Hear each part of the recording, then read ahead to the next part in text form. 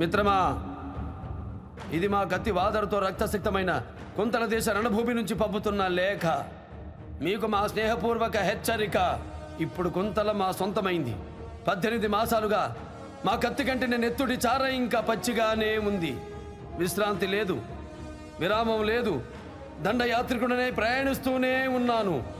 నేటికి కళ్యాణదుర్గం మీ సౌరాష్ట్ర రాజ్యాలు తప్ప తక్కిన దక్షిణ పదమంతా మాకు దక్కిందని సగర్వంగా చాటుతున్నాము.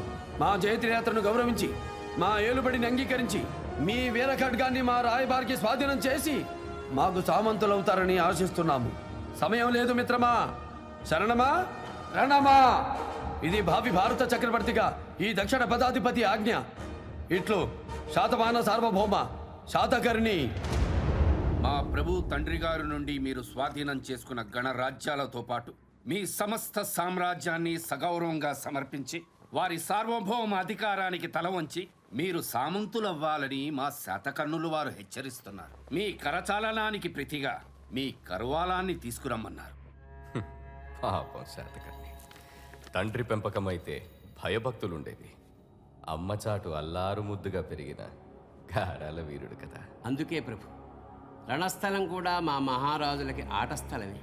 నేను విదిల్చి మిగిల్చిన రాజ్యానికి మహారాజు. పట్టాభిషిక్తుడై 18 ఏళ్లైనా నిశ్శబ్దంగా ఉంటే భయం అనుకున్నా కాదు. అలలు అల్లరి చేస్తాయి, సముద్రం నిశ్శబ్దంగానే ఉంటుంది. ఒక్కసారి పొంగిందా ఒక్కడు మిగలడు. పొంగింది ప్రభు, మీ దాకా రాకుండా కాపాడుకోండి. హే రాయబారి, అడుగున పడి మగ్గుతున్న దక్షిణాదిని నెగ్గటం ఘనకార్యం కాదు. నాది సముద్రం కావలి కాస్తున్న సింహాసనం. నీటిని దాటి నా కోటను చేరేలోపు మొసలి నోట పడ్డ మదగజంలా చిక్కి శల్యమవుతాడని చెప్పు. మొసలి నోట పడ్డ మదగజమవుతాడని మహావిష్ణువుతోటే చెప్పమంటున్నారే. శాతకర్ణి సార్వభౌముడు నారసింహుడి నరావతారం. కాస్త ఆలోచించండి ప్రభు. మీ నారసింహుల వారితో చెప్పండి స్వామి, యుద్ధం మాతో మాత్రమే కాదు, మాతో సంఘటించిన యవన సేనను కూడా ప్రతిఘటించాలి.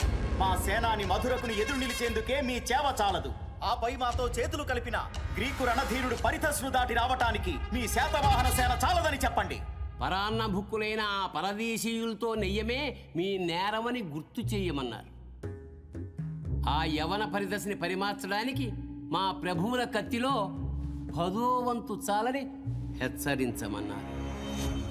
వాడు నా కత్తిని నీకిమ్మన్నాడు. ఇస్తే నా రాజ్యాన్ని వాడికిచ్చినట్టు.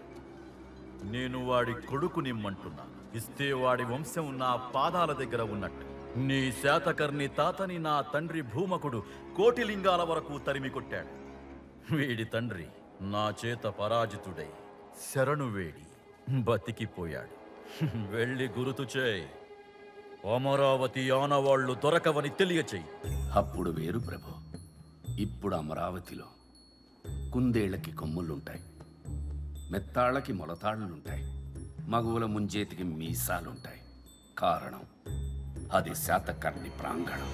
మహామంత్రి, శరణంటే కరవాలమివ్వాలి, మరి రణమంటే నిన్నిప్పుడు బంధిస్తే వారొస్తారు. కారాగారంలో వేచి ఉంటాను. మరి వధిస్తే మీరొస్తారు. కాటి వాకిట నేను కాచుకొని ఉంటాను.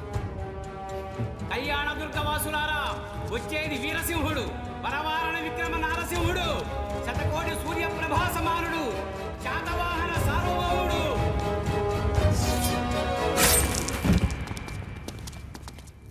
శాతకర్ణి.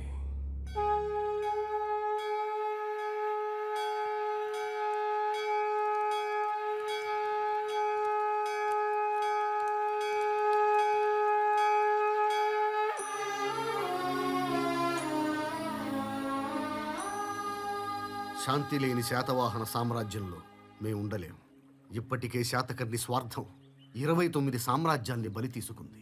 మొన్న అంగదేశం కూలిపోయింది. నిన్న కుంతల రక్తసిక్తమైంది. నేడు కళ్యాణ ద్వీపం రణభూమిగా మారబోతుంది.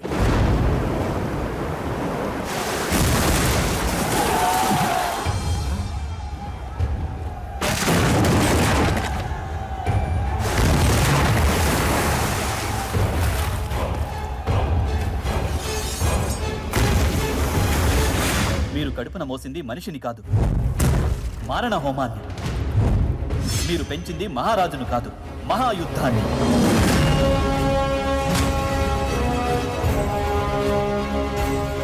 మీ ఒక్కరి విజయం కోసం ఎన్ని కంఠాలు తెగపడుతున్నాయో తెలుసా?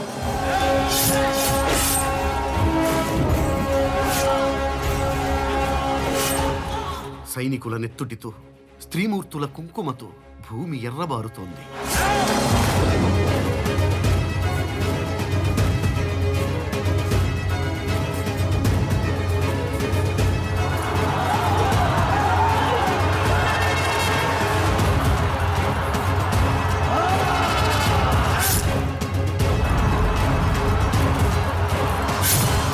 ఏమిటి రాజ్యకాంక్ష?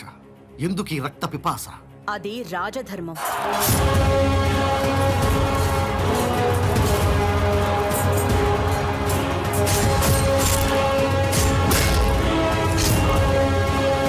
ఏమిటి రాజధర్మం? ధర్మరక్షణ.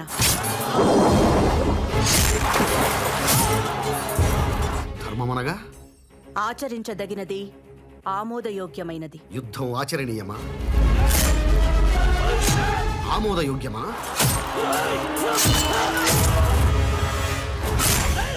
అమరావతి శాంతికి ఆలవాలమని, భావితరాలకు బౌద్ధారామంగా ప్రసిద్ధమవ్వాలని ఇక్కడుంటున్నాం. ఇక ఉండలేం. సెలవిప్పించండి. మీరు వెళ్లేందుకు అనుమతే కావాలనుకుంటే అది ఇవ్వవలసింది నేను కాదు, మీకోసం ఆరామాలు నిర్మిస్తున్న మహారాజు.